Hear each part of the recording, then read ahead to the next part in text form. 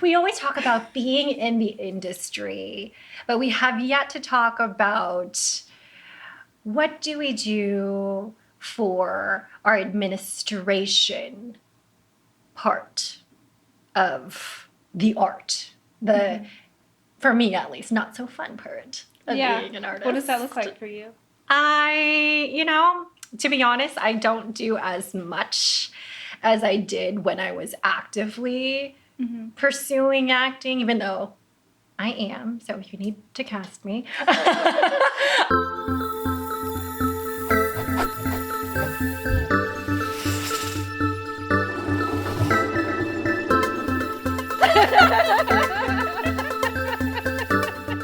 But I mean, back in the day when that was my entire life, I used to every day at least do 30 minutes of admin work, whether that was sending postcards to casting directors if I didn't have an agent or a manager at the time, sending my rotation. Postcards? Is that still a thing? No, this is years. This is giving you a reference of back in the day. Yeah. I would buy postage, postcards. I would have a whole list of my top-notch casting directors and agencies. That cost? I don't know. Admin for acting is expensive. I know. So tell me what you do nowadays, because as we talked about in previous episodes, I mean, even though I'm still an actor, my focus has shifted and, I still act, but I don't seek it as much admin-wise because luckily I do have representation. So, thank goodness, they help me. But somebody who is actively in it in this day and age, what do you do? Well, I think you're more actively in it because you have representation. I am seeking new representation right now. So I'm trying to put an EPK together, which is an electronic press. Oh, that's what an EPK. Okay. Say it again. So you put your headshots, reel. Sometimes you put audition tapes, your resume in there, and then you send it to agents or managers for hopefully to get representation. But everything is so expensive. It's still expensive even though it's electronic. You don't have to pay I'm for talking about postage and all getting that stuff. headshots. I'm talking about if you need to hire someone to do reels, if you don't have videos of you, thank goodness I don't have to do the reels or the headshots anymore because my husband helps me with that. But helpful. Yeah, but before headshots can range from $300 to $1,000, and that's insane. Mind you, back in the day, I had to print several for auditions back in the day when we had to have hard copies. And cutting out the resume and all that stuff. And I would have at least 3 different looks. Stapling your resume on the back. Yeah. And even getting them retouched as well. Retouching is another fee. Luckily, my management says don't retouch them. She's like, that's an aesthetic now. Oh, good. So I know it's different with every management and agent. But the gas money to go to auditions before, because I think after COVID, many of them turned to, or most of them turned to self-tapes. Self-tapes, thank goodness. So I like to think it would even out, but I don't know. I mean, are EPKs super expensive still to put that all together? Well, if you need to buy headshots, if you need to buy reels, if you need to hire someone to help you with an audition tape, because a lot of people don't have someone to read for them. A lot of people don't know how to set up lighting or camera work or technical stuff. So if you have to hire for all of those things and you're not making money as an actor or, it adds up so quickly. It does add up. And the scary thing about acting or writing or anything in the entertainment industry is nothing is guaranteed. You could be the greatest actor, you could go to the best school, but it may not work out for you. It's not like if you go to engineering or to law school or med school. It's a for sure. Yeah, I mean, pretty much for maybe sure. You don't get the location that you get, but at least there's a job out there somewhere for you. Whereas here, you could never work. TV and film especially, there's regions, but the main area is Los Angeles. but you're screwed if, you know, there's so much You competition. could live in LA though and still never book anything. And Yeah. So it's like, what do you do to keep sane and keep going and just live the dream, as we keep saying in so many podcasts? Yeah, because I know of a lot of people who, I don't know if they've given up, but they moved out of LA. Oh. They're no longer pursuing anything in, you know, the entertainment or creative space. I know so many people because, I mean, I was in my acting studio for so long, and I'm still Facebook friends with a lot of them because, I mean, that was the popular social media network when I first started here in Los Angeles. And when I, like, you know, randomly scroll through there once in a while, I see what everybody's doing, and I would say the majority of people who I started entertainment with are doing other things. The majority. Older. Not even working on it at all? No, they're not working on it at all. Like, completely have shifted. There's the few, the very, very select few that are gangbusters, are like, damn, I remember when we were in acting class together and you're like on a series, you're a series regular now, or you're like booking guest stars here and there. So it's so good to see those people in your life of like, yeah, I'm proud to know them. I've worked with them and to see that it is possible. But I mean, statistics show most people can't stomach it or just choose a different path in their life. Yeah. And we've talked about this, and I feel like it's something that is just like in me. Like, I could never not be working on something. Even if it never happens, if I'm never successful in the industry, it's something I would always try to do no matter where I lived.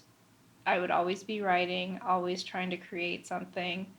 So for people to just be able to like give it up, I don't know, that's so odd to me. Like, that's what separates the adults from the children. You know how they say, that's what separates the men from the boys, or, you know, I was like, while you were saying that, I was thinking of that analogy. So I was like, I altered it. That separates the adults from the children. In what way? Because you will not shift your dream and your goal.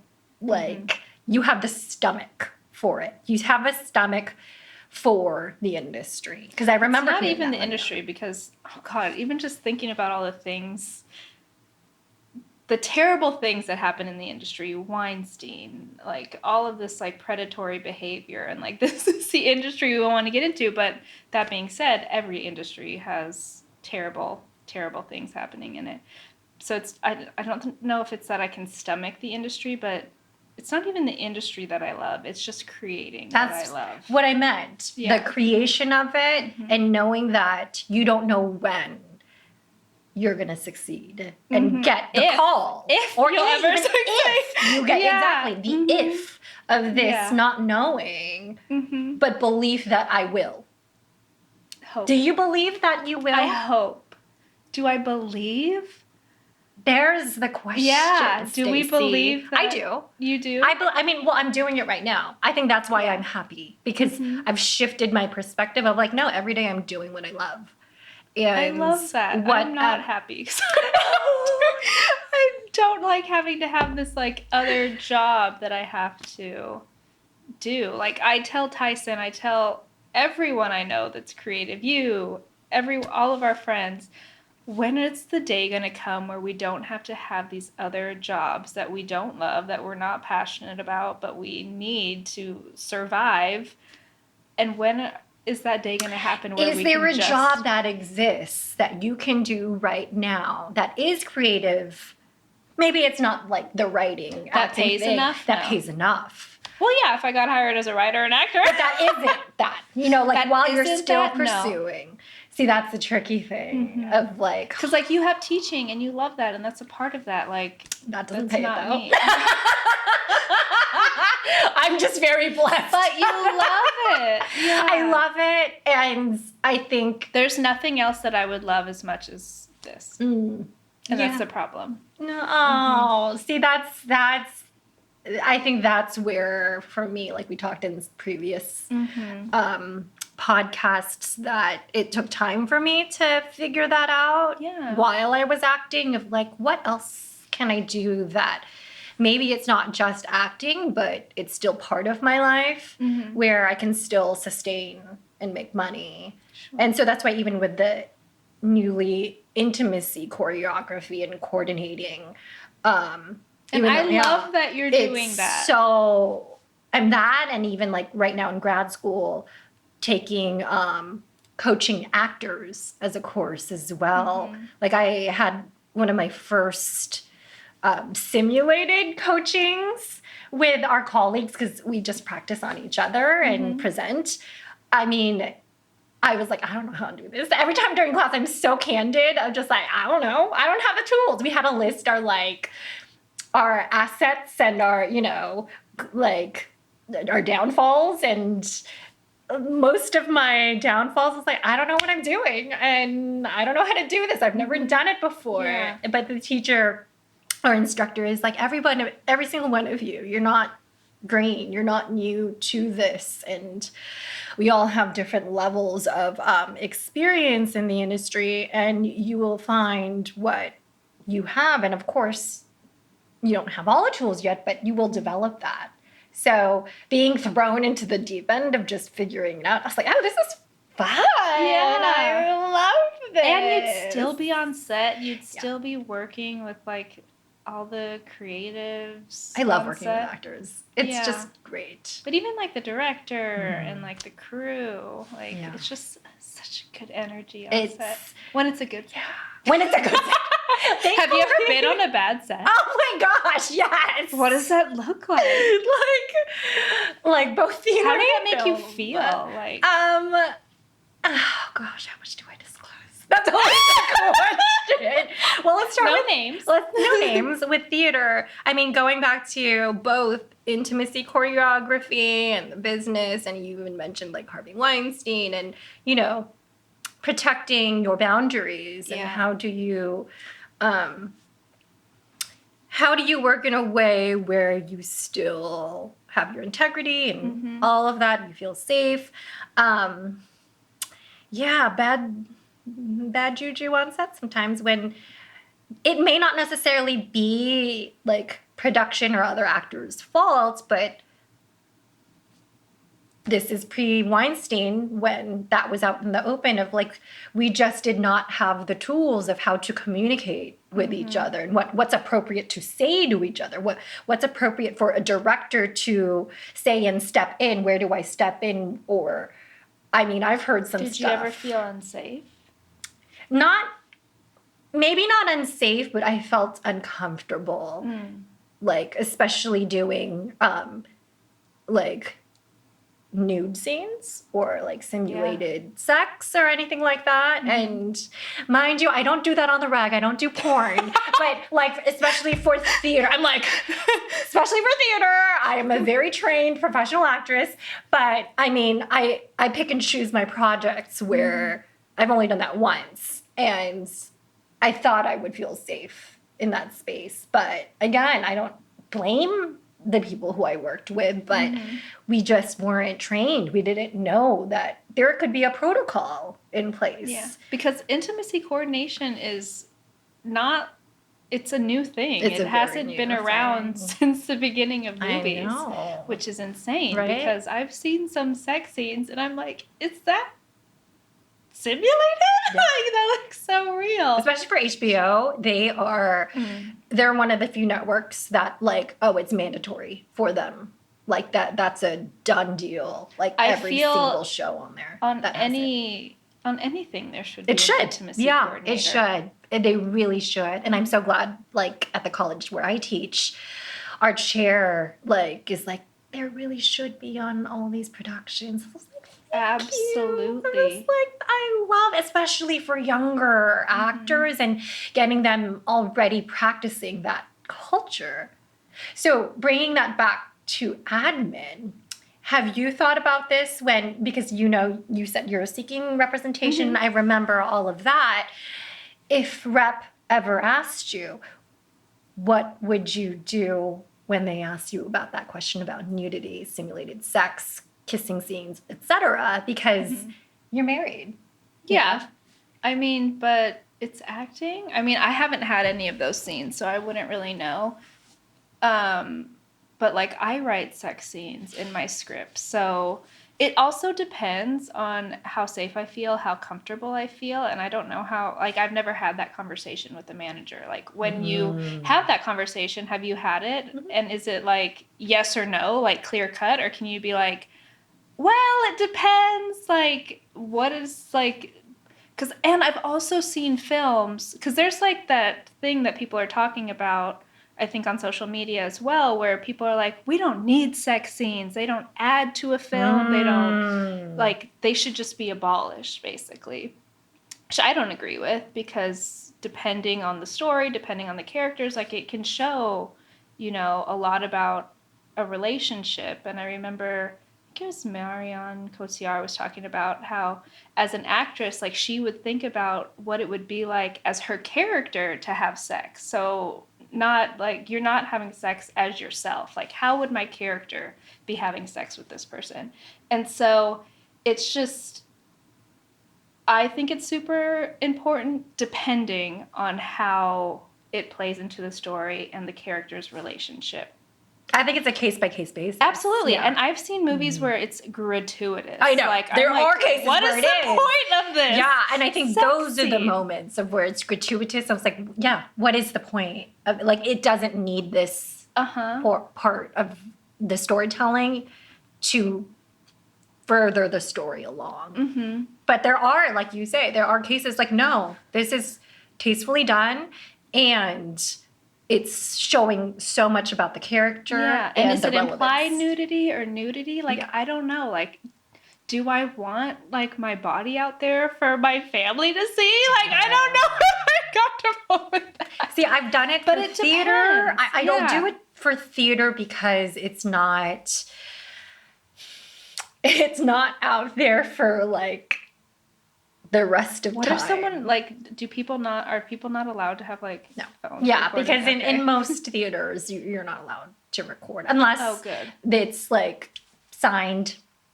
Usually the actors will know that it's a live recording of the production, but typically, no. Yeah. So going back to your conversation with your representation, your agent or your manager about nudity, what was that like?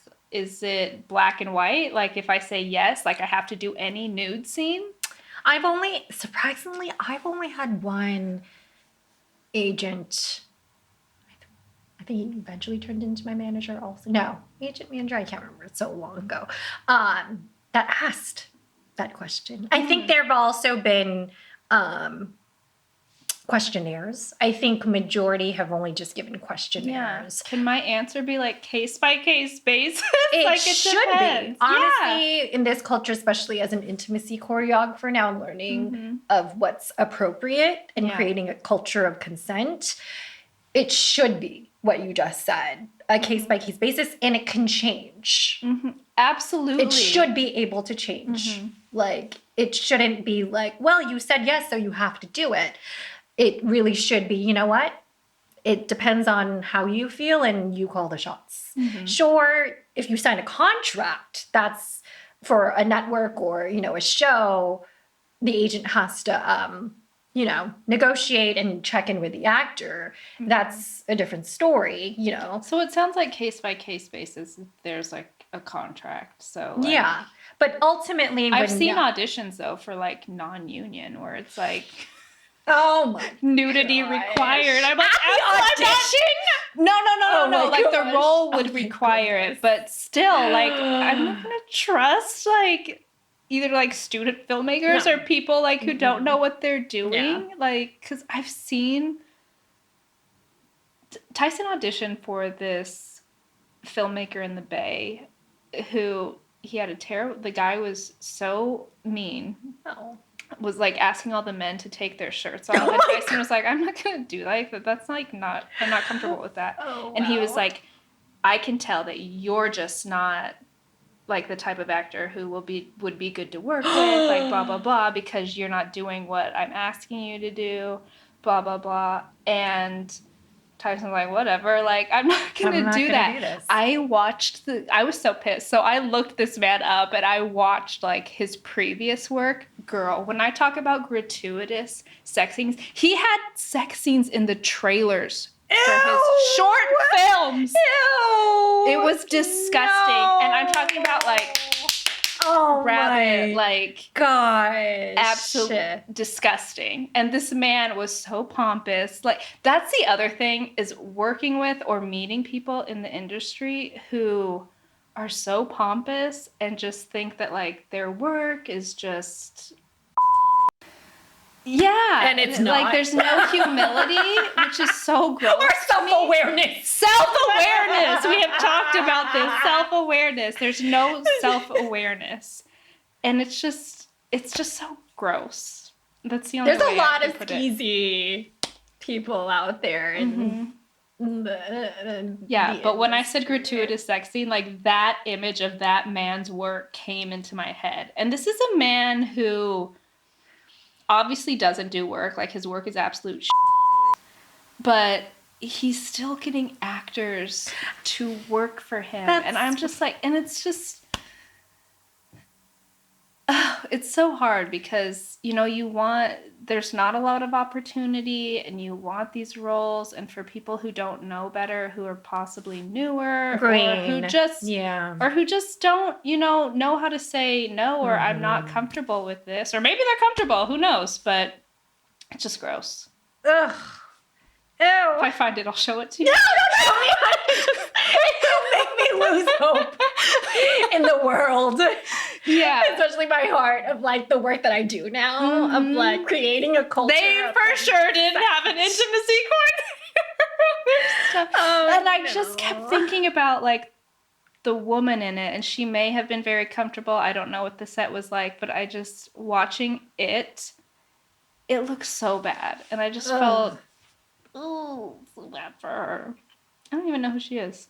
Oh gosh. See, that's why even like it even starts from the beginning with like admin of, you know, is talent well aware of the agency to say yes and no to things, because so many people who are green and, you know, bright-eyed, like, oh, I want to get all the roles, I want to land representation. They might feel compelled to say yes to everything because they don't want to lose a job or lose just, you know, climbing the trains. Exactly. Of like, oh, I have to get an agent, so I have to say yes. And I'm never comfortable doing that. Okay, so I have an example. So I went and auditioned for something, and then my agent called me and said, oh, you booked it. And I was like, okay, great, or whatever. She didn't tell me that it was for the extra role, not for like the lead role, which is what I went out for. That is huge. So the pay was nothing, essentially. And then I would have to drive to Orange County as well and spend the whole day there. And I was like, I'm not doing that. So I was like, yeah, can you tell them no? The casting director called me. She's a see you next Tuesday. I hated going into her, commercial casting director. I hated going into her. She was so rude, old crabby lady.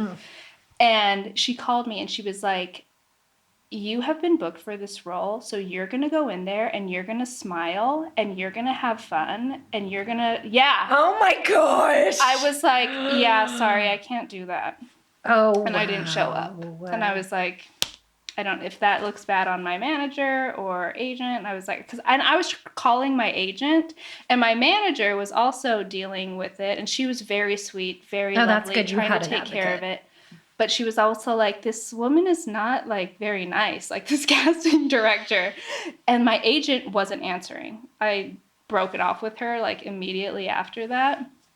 But with the manager, like, I felt bad for her because it could look bad on her, because the casting director threatened that. She was like, if you don't show up, this is going to look bad on your manager and your agent, and basically, like, threatening to, like, not bring in any of their clients. And I was like, you're a bitch. I am sure she's pulled that card so many times. I don't know, but I was like so upset, but I was like, I'm absolutely not. It wouldn't even have covered my gas money to be there for 10 hours in Orange County. I was like, absolutely not. I'm not doing that.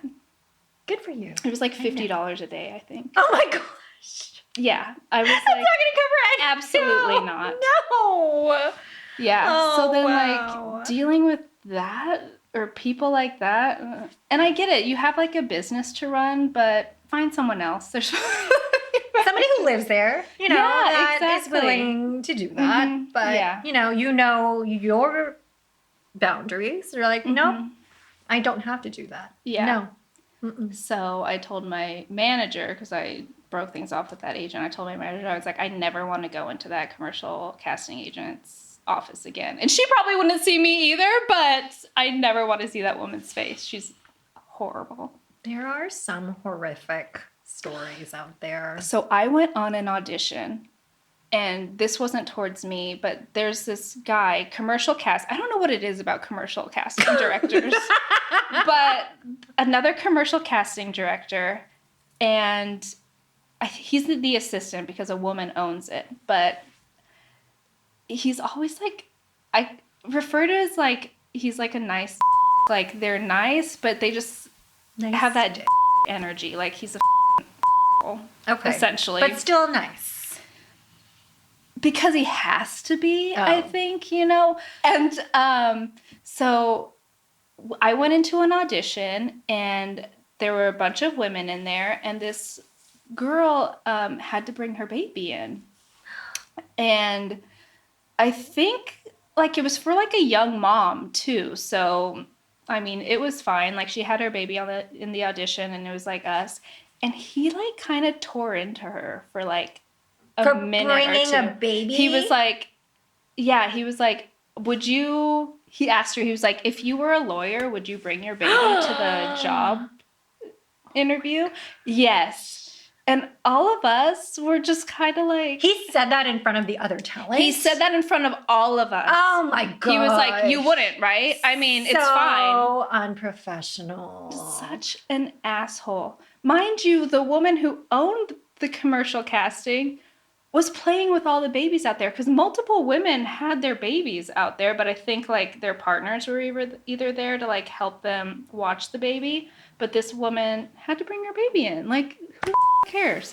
And he was just going into her for like a minute or two, and she didn't even know what to say. Like the look on her face, and like I felt bad because none of us like said anything. And like afterwards, like the girl next to me was like, if that was me and my baby, I would have ripped him a new one. But yeah, he was like, would you bring your baby into a job interview? Like that wasn't like an acting, so why would you bring it to an audition? Horrible. Yeah. Because there's other casting directors out there who are the complete opposite. And are like, oh, of course. No, and that even helps for the character. Of course, that's totally fine. It would have some empathy. I know. Like, my God. It's just, I can't even imagine, like, how bad she felt. I'm sure, like... Shouldn't she still stayed and auditioned? Yeah. Girl, it was like a line that you said. It wasn't even like acting. It was for some stupid ass commercial. Like these people think that like they're saving like the world. Like, I don't understand. And it's just, people are terrible in the industry. I mean, going back to like how toxic it is, like it's been that way since the beginning. And I know it's the industry we want to get into, but it's just a terrible place. That's why we are slowly but surely changing the culture. We are. Try. I mean, you can do it on your own set, but yeah, and or your own audition hear process. Stories about that of like being on set. So balancing the horrible stories with the good stories. You know, there are good stories of even being on. I think it's commercial I think it's commercial directors.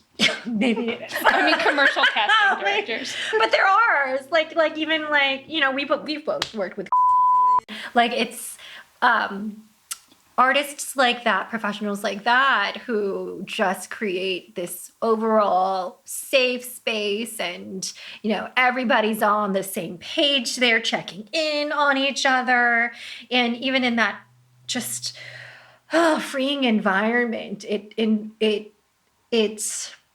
contributes to the level of creativity and play. So choosing projects that we know sets are safe, and the people involved, especially the showrunners or people higher up, are, you know, not only cool, but, you know, checking in on each other. I find that most of those creatives are just highly imaginative and just bring so much to the table. Yeah. But it's hard, like, if you do get, like, an audition, like, you don't know the showrunner. You don't know any of the people involved. So there's a lot of hope in that, you know, that it's going to be a good experience, that you're going to work with great people. But in the times where you can choose to, like, work on projects with people that are really great and create a safe space, or even creating your own projects and, you know, trying to change that culture around like sets and making it safe and making it productive. And I think that's the goal, really, is even though there's like bad experiences and great experiences, just to, you know, have the hope that things can change. And that's like, what you're doing, because you're creating. You're like, and that's your ultimate goal. You are. See, that's the thing we have to work on, Stacie. You are. You're the positive. You're not I'm trying. the negative. You are. Like, you are doing it because you're consistently working on that. So, not getting paid for it yet. So that's the ultimate goal, is to get paid while doing what you we eventually love. will. I mean, no, you don't get paid in the beginning. I know. I need to be more positive. There's like that positive, like manifesting, like what you want. And I'm so bad at that. I told Tyson at the beginning of the year, I was like, I'm going to be positive. I got like a job rejection after I got laid off. And I was like, positivity doesn't work. But remember, like I said, it's not even positivity, because that's just so Pollyanna. And I've even shifted from positive, because it's just, again, it's sometimes that's unrealistic, you know, because I'm logical and pragmatic as well, just seeing the ups and downs of my career. So I love the word opportunistic, because even with a layoff, you know, that's going to open another door. That's not looking at positivity. That's fact. It opens another door or window to something else that is greater. Hopefully. Not even hopefully. No, it is greater. It is. You're so good. It is. I'm so bad. Because that's not meant for you. My mindset is so bad. It's not meant for you. Like, that's not meant for you. Something else is. And whatever opens for you, you're going to be gangbusters at. So. And hopefully soon. And hopefully it's something I love that can support me.